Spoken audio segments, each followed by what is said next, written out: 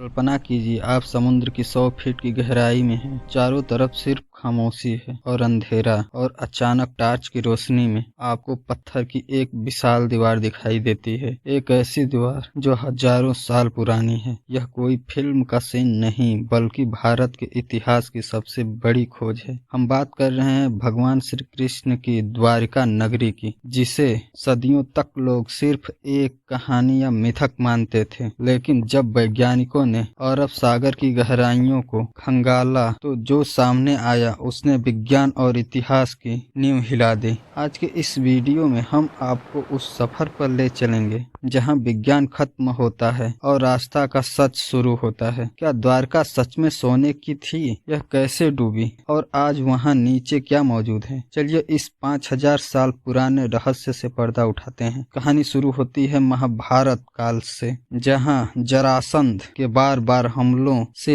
यदुवंशियों को बचाने के लिए श्री कृष्ण ने मथुरा छोड़ने का फैसला किया। उन्हें एक ऐसी जगह चाहिए थी जो अभेद हो, जिसे कोई जीत न सके। उन्होंने चुना भारत के पश्चिमी तट को। पुराणों के अनुसार श्री कृष्ण ने समुद्र देव से 12 योजन लगभग 96 वर्ग किलोमीटर जमीन मांगी थी। इस नगरी का निर्माण देव शिल्पी विश्वकर्मा ने किया था। कहा जाता है कि द्वारका में 9 लाख महल थे जो सोने, चांदी और कीमती रत्नों से जड़े थे, इसलिए इसे स्वर्ग नगरी कहा गया। यह शहर इतना आधुनिक था कि यहाँ बड़े बड़े व्यापारिक जहाज आते थे। यह एक पोर्ट सिटी थी, लेकिन फिर एक श्राप और महाभारत का युद्ध सब कुछ बदल गया। ऋषियों के श्राप और गांधारी की बद्दुआ के चलते श्री कृष्ण के जाने के बाद समुद्र ने अपनी दी हुई जमीन वापस ले ली और देखते ही देखते पूरी की पूरी सोने की नगरी पानी में समा गई। सदियों तक यह कहानी सिर्फ एक कहानी रही। अंग्रेज और पश्चिमी इतिहासकार इसे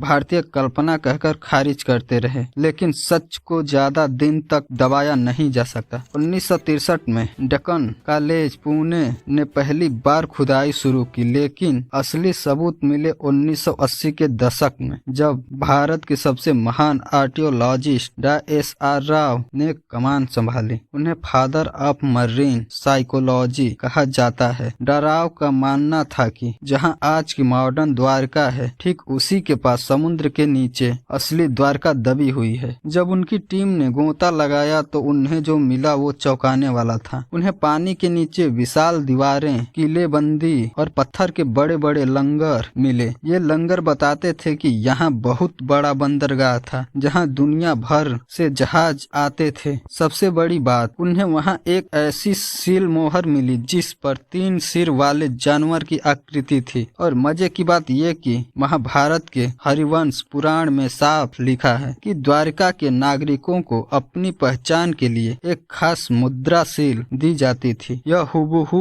वैसी ही थी। सब